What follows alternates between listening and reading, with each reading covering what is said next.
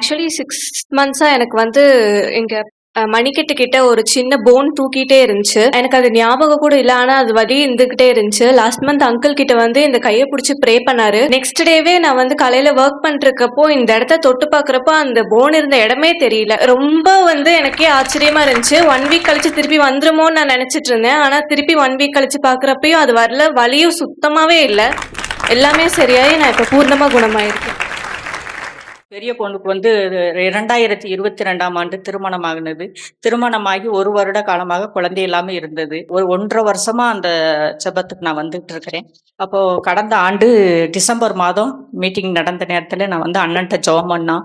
பாப்பாவுக்கு இந்த மாதிரி குழந்தை இல்லை அப்படின்னு. ரொம்ப மனவேதனையுடன் பாப்பா வந்திருந்தது. அப்போ அண்ணன் ஜெபம் பண்ணிட்டு சொன்னாரு, அம்மா அப்பா என்று கூப்பிடுகிற சத்தம் என் காதுல கேட்குது மகளே, நீ பயப்படாம போ, உனக்கு ஆண் பிள்ளை ஆண்டவர் கொடுப்பார் என்று சொன்னார். அதே மாதிரி அந்த மாசம் நாங்க கூட்டி கொண்டு போய் பாப்பா அங்க ஊர்ல சென்னையில விட்டுட்டு வந்தோம். அடுத்த மாசமே கற்பம் தரித்து ஆண்டவர் அழகான ஆண் பிள்ளையை கொடுத்திருக்கிறார். ஆண்டவருக்கு கோடான கோடி ஸ்தோத்திரங்களை ஏறெடுக்கிறேன். அண்ணனுக்கும் நன்றி செலுத்துகிறேன்.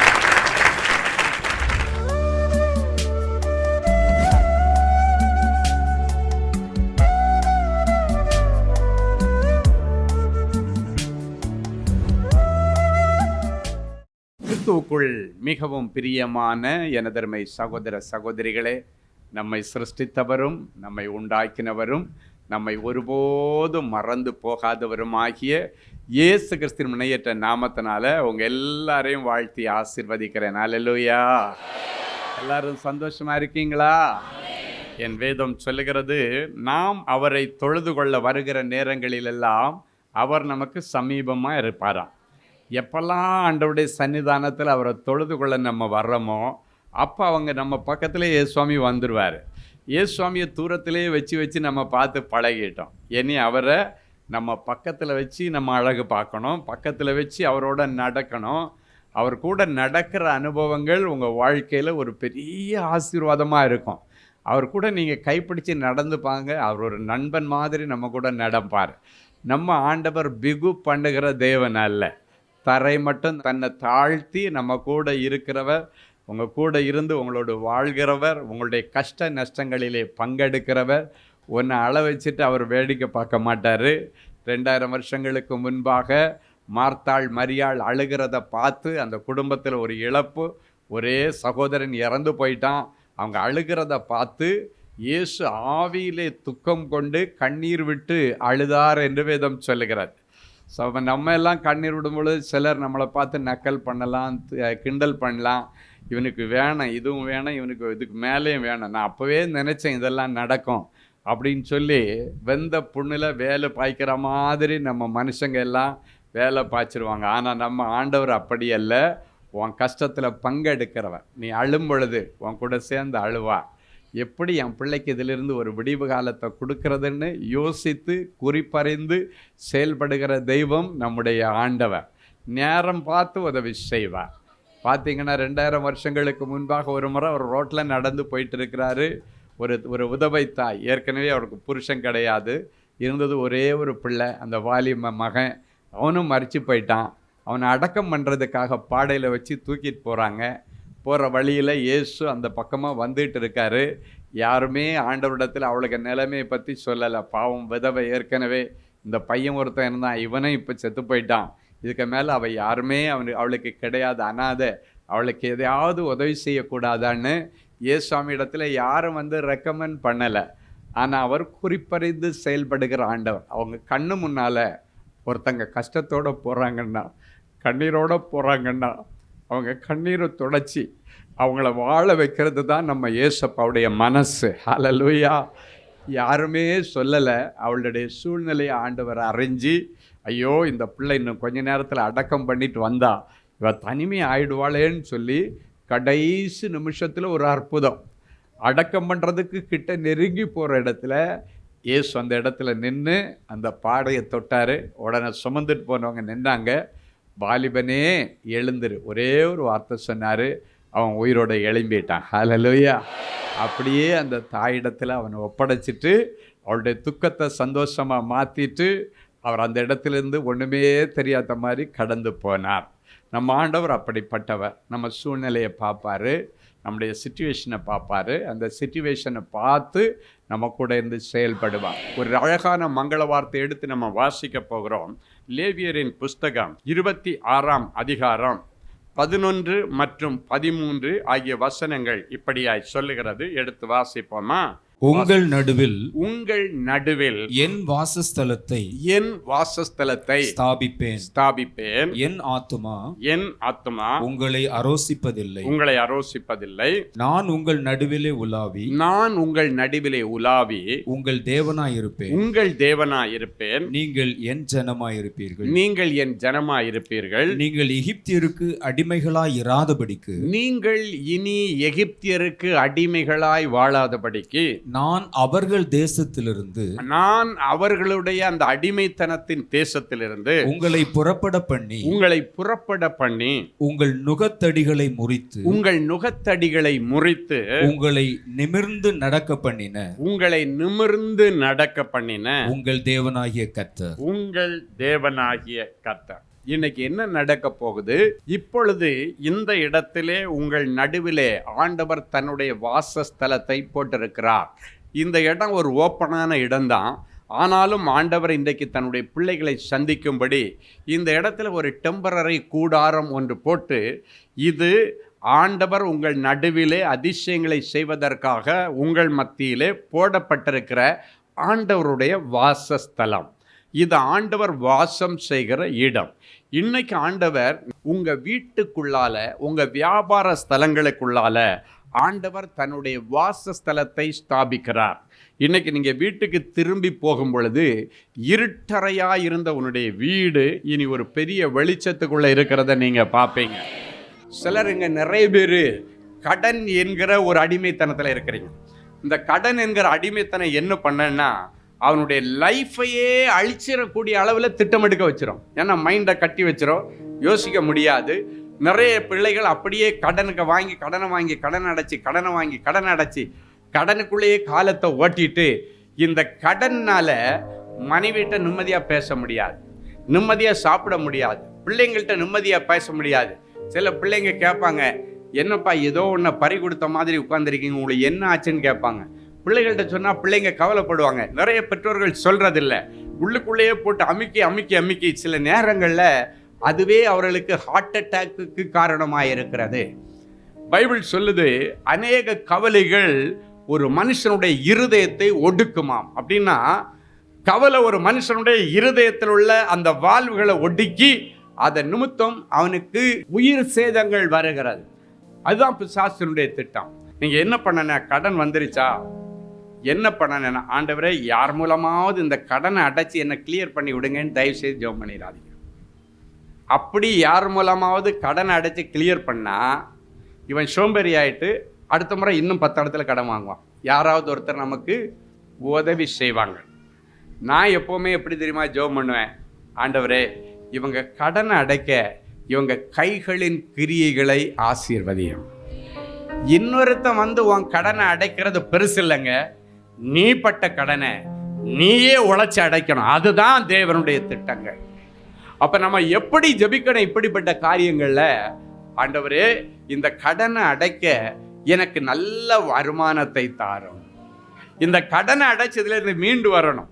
இன்னொருத்தன் வந்து கடன் அடைச்சா கூட, ஆமா பெருசா போறா பாரு, நான் மட்டும் அன்னைக்கு இவ்வளவு கடனை அடைக்கலைன்னா இந்நேரம் செத்துருப்பா அப்படின்னு உன்னை ஊரெல்லாம் கேவலப்படுத்திட்டாலேவான். என் அன்பு தேவனுடைய பிள்ளைகள், அப்போ நம்ம என்ன பண்ணணும்? ஆண்டவரே நான் தான் ஞானம் இல்லாமல் கடன் வாங்கிட்டேன், ஆண்டவரே என் பரில் தான் தப்பு. சில நேரங்களில் ஆண்டவர் இடத்துல நம்ம சரண்டர் ஆயிடணும். ஞானம் இல்லாமல் மாட்டிக்கிட்ட ஆண்டவரே, அதனால இந்த ஒரு முறை இதுலேருந்து என்னை நீங்கள் விடுதலை ஆக்கும்படி என் கைகளின் கிரியைகளை நீர் ஆசீர்வதி. ஆண்டவர் அப்படி ஜெபிச்சு பழகி பாருங்க. ஆண்டவர் என்ன பண்ணுவாருன்னா, நீ நினைச்சதை விட எதிர்பார்த்ததை விட நல்ல வருமானத்துக்கு அவர் ஒரு வழி திறப்பார். உன் கடனை நீயே அடைக்கிறது உனக்கு ஆசீர்வாதம். உன் கடனை அடுத்தவங்க அடைக்கிறது சில சிச்சுவேஷன்ல ஆண்டவர் அப்படி கூட செய்வார். ஆனா முடிஞ்ச வரைக்கும் உங்க கடனை நீங்களே தான் அடைக்கணும். அப்போ அதுக்கு என்ன பண்ணணும்? நல்ல எஃபர்ட் போடணும், நல்லா ஜெபம் பண்ணணும், ஆண்டவர்கிட்ட கேட்கணும், ஆண்டவரே இந்த கடனை நான் தான் வாங்கினேன், நான் தான் அடைக்கணும். வேதம் சொல்லுகிறது, செருபாபேலுடைய கையில் இருக்கிற தூக்கு நூலை ஆண்டவர் அழகா இருக்குதுன்னு பார்த்தாராம். செருபாபேல் அப்படின்றவன் ஒரு கொத்தனாருன்னு வச்சுங்க, ஒரு என்ஜினியர் கையில் ஷேவ் பண்ணுற கத்தியாக இருக்கும். என்ஜினியர் கையில் என்ன இருக்கும்? கொத்தனார் கையில் என்ன இருக்கும்? தூக்கு நூல் இருக்கும், கரண்டி இருக்கும், மட்டம் பண்ணுற பலகை இருக்கும். இதுதான் அவன் கையில் இருக்கும். ஒரு பார்பர்கிட்ட என்ன சலூனில் போனால் அவன் என்ன எடுத்துகிட்டு வருவான்? அவன் கரண்டியும் நூலுமா எடுத்துகிட்டு வருவான். நல்ல கத்தியும் கத்திரிக்கோலும், நல்ல ஷேவ் பண்ணுறது கத்தி, இதெல்லாம் தான் அவன் கொண்டு வருவான். அப்போ ஒவ்வொருவருக்கும் அவங்களுடைய ப்ரொஃபஷனுக்கு சில ஆயுதங்கள் இருக்கும். அப்போ ஆண்டவர் சொல்றாரு, செருபாபேலுடைய கையில் இருக்கிற தூக்கு நூலை ஆண்டவர் அழகா பார்த்தாராம். அப்படின்னா அவன் கையில் இருக்கிற தூக்கு நூலுன்னா அவனுடைய ப்ரொஃபஷன், அவனுடைய தொழில், அது அழகா பார்க்குறாரு. பார்த்துட்டு சொல்றாரு, டேய் செருபாபேல, நீ ஆரம்பிச்சு இன்னொருத்த முடிக்க கூடாதடா. அழகான ஒரு வசனம் இருக்கிறது. செருபாபேல் கையில் இருக்க தூக்கு நூலை ஆண்டவர் பார்க்கும்போது எதெல்லாம் அவன் முடிக்க முடியாம பாதியில விட்டுட்டு ஓடிடலான்னு நினைச்சானோ, இப்ப ஆண்டவர் சொல்றாரு, உன் கையில இருக்கிற ப்ரொஃபஷன், உன்னை நம்பி கொடுத்த தொழிலை நான் இப்ப என் கண்ணுக்கு முன்னால கொண்டு வந்துட்டேன், நான் பார்த்துட்டேன். செருபாபேல் மூலமாய் தொடங்கினதை செருபாபேல் மூலமாகவே முடிப்பேன் என்று சொன்னவர் நம்முடைய ஆண்டவர். ஹல்லேலூயா. நீ தொடங்கினதை இன்னொருத்த வந்து முடிக்கிறது சாதனையே இல்லைங்க. நீ தொடங்கினத தேவ துணையோட நீயே முடிக்கணும். எத்தனை பேர் ஆமென் சொல்ல முடியும்? ஹல்லேலூயா. ஆமா, செருபாபேல் மூலமாய் தொடங்கினதை செருபாபேல் மூலமாகவே முடிக்க கர்த்தர் அவனுடைய தூக்கு நூலை பார்த்தார். இன்னைக்கு நீ வாங்கின கடனை நீயே அடைக்க உன் கையில் இருக்கிற உன் தூக்கு நூல், அது உன் வேலையா இருக்கலாம், உன் தொழிலா இருக்கலாம், உன் ஊழியமா இருக்கலாம், அதை ஆண்டவர் அன்போடு பார்க்கிறார். அதை பார்த்துட்டாருன்னா போதும், ஆசீர்வாதம் மட மட மட மடன்னு கொட்டும். ஆண்டவர் அதை பார்த்தா போதும். ஆண்டவர்கிட்ட நம்ம ஜெபம் பண்ணும்போது சொல்லுவோம், ஆண்டவரே உங்கள் கடைக்கண் பார்வை என் மேலே விழுந்தா போதும், என் பிரச்சனை எல்லாம் மாறிப்போ. ஹல்லேலூயா. ஸோ இன்னைக்கு பிறகு நம்ம என்ன பண்ணணும்? அப்படித்தான் இனி நீங்கள் ஜெபிக்கணும். ஒரு நல்ல சாட்சியை நான் உங்களுக்கு சொல்ல விரும்புகிறேன். அமிர்தராஜ் இவர் ஒரு முறை நாங்கள் நடத்துகிற அன்பரின் பாதத்தில் ஒரு நாள் கூட்டத்துக்கு கலந்துருக்கார். சரியா? அவர் எழுதின சாட்சியை சொல்கிறேன். அப்போ அவர் தனி ஜெபத்தில் வரும்போது அவருக்கு கடனை பற்றி என்கிட்ட சொல்லியிருக்கார். அமிர்தராஜ் சொல்லியிருக்கார், எனக்கு இப்படி பயங்கரமான லட்சக்கணக்கான கடன், எப்படியாவது என் கடனை ஆண்டவர் அடைச்சி விடணுன்னு ஜெபம் பண்ணுங்க. இப்போ நான் ஜெபம் பண்ணும்போது என்ன தெரியுமா ஜெபம் பண்ண? அதான் இந்த சாட்சியில் அவர் எழுதியிருக்காரு. என்ன சொன்னேன்? ஆண்டவரே, இவன் வாங்கின கடனை இவனை அடைக்க இவனுக்கு நிரந்தரமான வருமானத்திற்கு வழியை திறந்து கொடுங்க, பெர்மனன்ட் இன்கம்க்கு வழி திறந்து கொடுங்க. இப்போ பார்த்தா வருமானத்தை விட வட்டி அதிகமாக இருந்தால் இவன் என்னைக்கு வட்டியை கட்டி அடைக்க முடியும்? அப்போ இவன் கட்டுற வட்டியை விட வருமானம் ஜாஸ்தியாக இருந்தால் தான் இவன் வட்டியும் கட்டி அசலையும் கட்டி குடும்பத்தையும் பார்த்து அதிலிருந்து வெளியே வர முடியும். அப்போ அவருடைய அந்த 10 லட்சம் ரூபாய் கடனுக்காக ஆண்டவர் ஜெபிக்கும் போது அடிமை மூலமாக என்ன சொல்கிறாரு?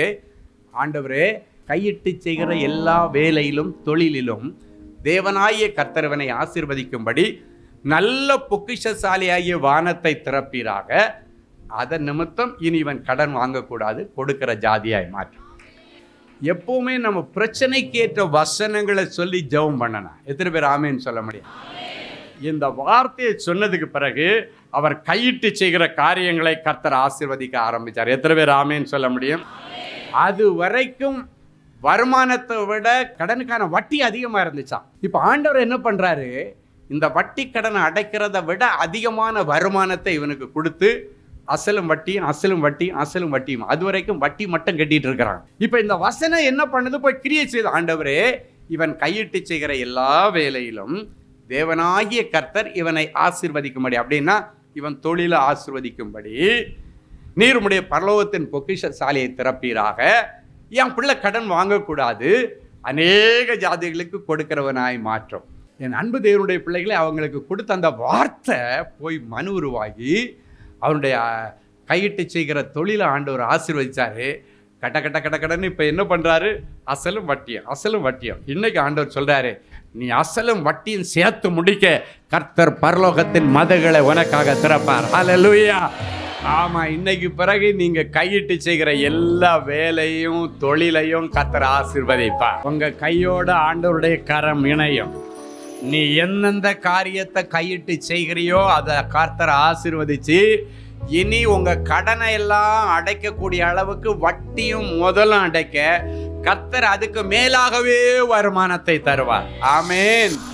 ஆமா, வர்ற வருமானம் வட்டிக்கே பத்தல அப்படின்னு நிலைமை மாறி இன்னைக்கு பிறகு வட்டியும் அசலும் அடைச்சி சீக்கிரத்துல நீங்க அதுல இருந்து வெளியே வர கர்த்தர் உங்களுக்கு உதவி செய்வார். ஹல்லேலூயா. எனக்கு ரொம்ப ஆசை நீங்க கடன் இல்லாம சுதந்திரமா சுத்துறதுன்னு எனக்கு ஆசை. ஆமேன். நான் நிறைய நேரங்களில் ஜெபிக்கும் போது சொல்ல, ஆண்டவரே, அன்பரின் பாதத்தில் ஆறுதலை தேடி குடும்ப ஆசீர்வாத கூட்டத்துக்கு வர்றவங்க, மங்கள வார்த்தையை பார்க்குறவங்க, என் பிள்ளைங்க யாருமே கடன் வாங்கக்கூடாதுப்பா. கடன் கொடுக்குறவங்களா நீங்கள் மாற்றணும். அவங்க தாராளமாக அள்ளி ஏழைகளுக்கு கொடுக்கணும். தாராளமாக அள்ளி அடுத்தவங்களுக்கு ஆகாரம் போடணும். தாராளமாக அள்ளி ஆண்டவருக்கு அநேகருக்கு ஆசீர்வாதமாக இருக்கணும். என் பிள்ளைகளை நீங்கள் இப்படி செய்யுங்கன்னு ஜெபம் பண்ணுவேன். நீங்கள் சொல்லணும், ஆண்டவரே, இதுக்கு மேலே நான் வட்டி அப்படின்ற பேரில் என் பணம் எதுவும் வேஸ்ட் ஆகக்கூடாது. அந்த காசு இருந்தால் 4 பேருக்கு உதவி செய்வேன் ஆண்டவரே, 4 ஏழைங்களுக்கு ஹெல்ப் பண்ணிட்டு போகிறேன் ஆண்டவரே அப்படின்னு நீங்கள் நல்ல ஆண்டவரிடத்தில் ஜெபம் பண்ணுங்க. இன்னைக்கு ஒரு முடிவோட இங்கேருந்து போடும். ஆண்டவரிடத்தில் இன்னைக்கு ஒரு தீர்மானம் எடுக்கணும். ஆண்டவரே, கத்தியை கழுத்து மேலே வச்சுட்டு கொடுக்குறியா இல்லையான்னு கேட்டால் கூட கொடுப்பேன், கொஞ்சம் டைம் வேணும்னு சொல்லணும். அதுக்காக கத்தி வச்சுட்டான்னு போய் இன்னொரு கடனை வாங்கி இன்னொரு காரன் அடுத்த வாட்டி இங்கேயும் ஒருத்தன் கத்தி வைப்பான், இங்கேயும் வைப்பான். அடுத்த வாட்டி இன்னொருத்தன்ட்ட கடை வாங்கினீங்கன்னா இங்கே ஒருத்தன் கத்தியை வைப்பான். அதுக்கு அடுத்தது இன்னொரு ஒருத்தன்ட்ட வாங்கினீங்கன்னா இங்கே கத்தி வைப்பான். இப்போ ஒரு கத்திக்கு பயந்து 4 பக்கத்துல சுற்றி கத்தியோட நிற்பானு. அதுக்கு நம்ம எக்காரணம் கொண்டு உடன்படக்கூடாது. இன்னைக்கு கடன் பட்டாச்சு இல்லை, இப்போ தைரியம் வேணாம். கோலத்தனமாக நான் சூசைட் பண்ண போகிறேன், ஊரை விட்டு ஓடுறேன், அது இல்லைங்க. தேவனுடைய பிள்ளைகளுடைய வாழ்க்கை வெட்கப்பட்டு தலை குனிந்த அதே இடத்துல நீ பெருமைப்படுத்தப்படணும். ஹல்லேலூயா. நீ ஊரை விட்டு ஓடி எங்கேயோ பெருமைப்படுகிறது அல்ல தேவனுடைய திட்டம். அதே இடத்துல நின்று பதில் சொல்ல இன்னைக்கு கர்த்தர் தைரியத்தை தருவார். எவன் எல்லாம் மிரட்டுனானோ அவன் எல்லாம் வந்து வாங்கிட்ட சமாதானம் உடன்படிக்கை பண்ணுவான். இதை கர்த்தர் செய்வார். ஆண்டவர் சொல்ல, கடனை அடைக்க பரலோகம் பிளான் பண்ணியாச்சு. அதுக்காக உனக்கு சிறப்பு ஏற்பாடு. வேலை இல்லாத உன் பிள்ளைக்கு வேலைக்கு ஆண்டவர் ஏற்பாடு பண்ணிட்டாரு. கம்மி சம்பளத்தில் வேலை செய்த உன் பிள்ளைக்கு பெரிய சம்பளத்துக்கு வழி திறந்துட்டாரு. வெளி தேசத்துக்கு போறதுக்காக பிரயாசப்பட்ட பிரயாசங்கள் இருக்கிற தடைகளை கர்த்தர் உடைச்சி போட்டு 4 பேருக்கு முன்னால கௌரவமா வாழ உதவி செய்வார். ஹல்லேலூயா. என் அன்பு தேவனுடைய பிள்ளைகளே, நல்ல தேவ செய்தியை கேட்டீர்கள். அருமையான சாட்சிகளையும் பார்த்தீர்கள். எல்லாருடைய இருதயத்தில் ஒரு கேள்வி, எனக்கு என்னைக்கு பிரதர் இப்படி ஒரு அற்புதம் நடக்கும்? ஏன் அது ஆண்டவர் என்னைக்கு செய்யலாம் இல்லை? விசுவாசத்தோடு அப்படியே முழங்கால்களை தாழ்த்துங்கள். கண்களை மூடி நாம் தேவ சமூகத்தை நோக்கி பார்ப்போம். அன்பான ஆண்டவரே, உமக்கு நன்றி. நீர் நல்லவர், பெரியவர், பெரிய காரியங்களை செய்கிறார். ஒரு சின்ன காரியம் கூட என்னுடைய வாழ்க்கையில் நடக்கலேன்னு அழுது கொண்டிருக்கிற பிள்ளைகளுக்கு பெரிய காரியங்களை செய்ய ஆண்டவர் இன்றைக்கு இந்த நிமிஷத்தில் என் பிள்ளைகளுடைய இருதயமாகிய சிங்காசனத்தில் எழுந்தருள்வீராக.